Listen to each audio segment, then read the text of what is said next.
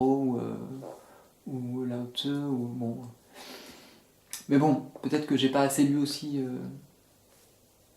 Mais bon, j'aime bien quand il parle de.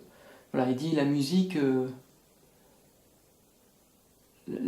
se construit sur des choses qui sont signifiantes et elle se construit en opposition par rapport au bruit, ce qu'on considère être comme du bruit. Mais si on considère l'ensemble des sons comme étant possiblement de la musique, alors en fait on fait de la non-musique. On fait de la musique avec ce qui est de la non-musique en fait. Et on considère l'ensemble du spectre sonore comme étant une décomposition musicale.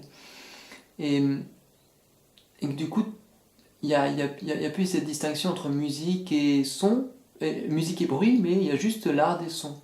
Il y a en fait le dépassement de la musique. Et il dit on pourrait faire pareil aussi avec la politique. On pourrait faire, si on s'intéresse à ce que c'est que la non-politique, on pourrait faire en fait un dépassement de la politique et faire un art de ce qui est le dépassement de la politique. Enfin une politique des choses du coup en fait, dans le politique. Peut-être.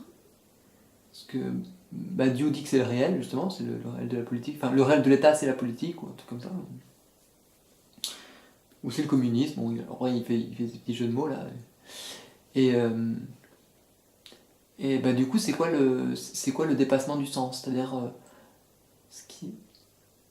il y aurait le sens, le signifiant, le langage, par exemple, et le logos, la parole, et il y aurait ce qui n'est pas de la parole, ou ce qui n'est pas du langage, ou ce qui n'est pas de la pensée, ce qui n'est pas du sens, ce qui ne fait pas sens, et du coup, on n'aurait plus simplement des compositions qui auraient du sens et d'autres qui seraient du non-sens, mais on aurait l'ensemble des possibilités de ce qui fait sens et de ce qui ne fait pas sens. Et donc on aurait un dépassement du sens.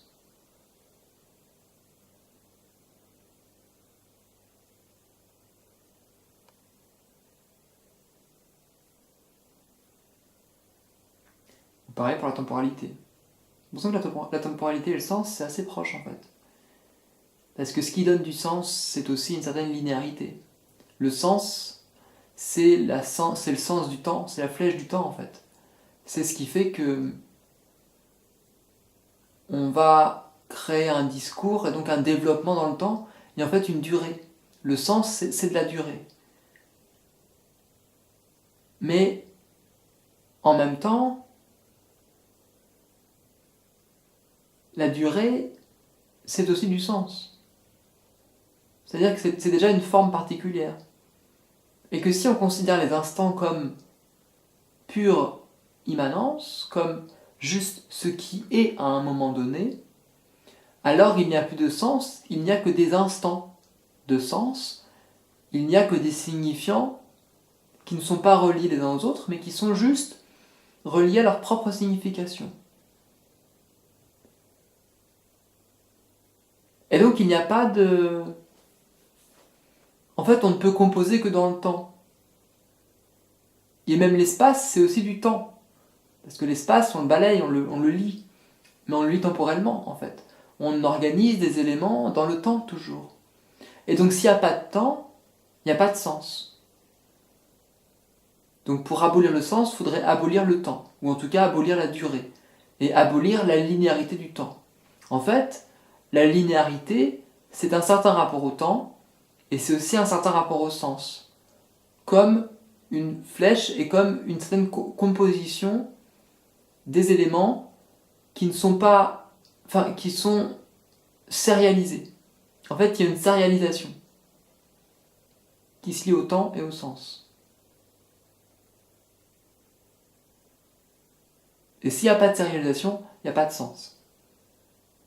Il n'y a pas de temps. Enfin, il n'y a pas de durée, en fait.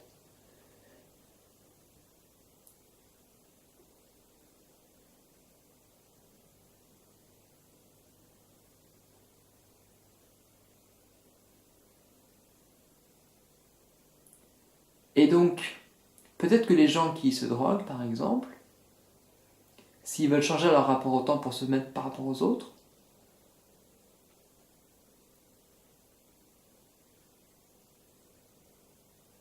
c'est peut-être parce que justement, ils ont besoin de ça pour se maintenir dans un système de sens particulier. Et en fait, ce que pose la question de la neurodivergence et de la neurodiversité, et la question des intelligences multiples, etc., c'est d'abord une diversité du sens.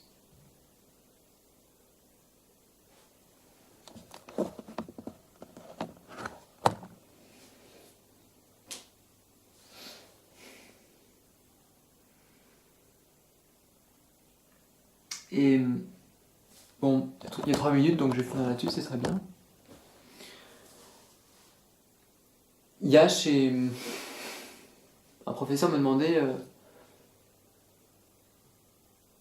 Enfin, bon, bref, non, juste, je me disais en fait que... Ben voilà, il y a les choses que je fais tombent pas du ciel, elles sont liées à un ensemble de références que j'ai et que je remixe toujours en permanence et qui sont multiples et qui viennent de secteurs différents. Notamment, par exemple, quand j'étais au collège, j'étais assez passionné par la physique théorique. Et il y a une opposition dans la physique théorique entre deux grandes théories, la relativité générale et la physique quantique. Et en relativité générale, il y a un déterminisme, en fait, qui est inscrit dans la matière, qui est inscrit dans l'espace-temps. Il y a une relativité de l'espace et du temps, mais il y a quand même un bloc qui est absolu, qui est l'espace-temps. Et lui, c'est quelque chose qui est immuable.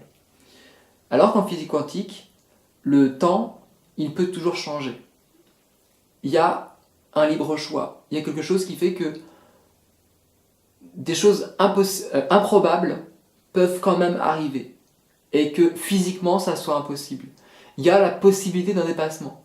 Il y a la possibilité, en physique quantique, que quelque chose ait deux états en même temps. Qu'elle soit à la fois une onde et une particule. Il y a le fait que l'observateur change ce qu'il voit. Enfin, en tout cas, c'est une des interprétations.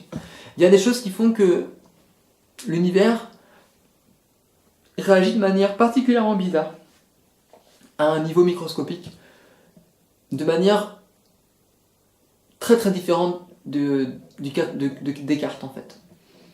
Et je me disais qu'en fait les expositions qu'on fait dans les musées, etc., elles sont très cartésiennes pour le coup. Elles considèrent qu'il y a des objets qui sont là, qui sont immanents, enfin pas immanents, mais qui sont transcendants pour le coup, je sais pas, c'est vraiment ça, mais qui sont des pures formes qui arrivent sur Terre un petit peu et qui pourraient être comme ça à l'infini, et comme si on s'échappait du temps, comme si le temps était déjà là, était déjà inscrit dedans, était en fait aboli, justement. Peut-être, enfin quoique, je sais pas. Et en physique quantique, justement, il y a l'idée que le temps est toujours remis en jeu, et que les choses sont jamais finies, elles sont dans un état qui se transforme en permanence. Le temps est dynamique.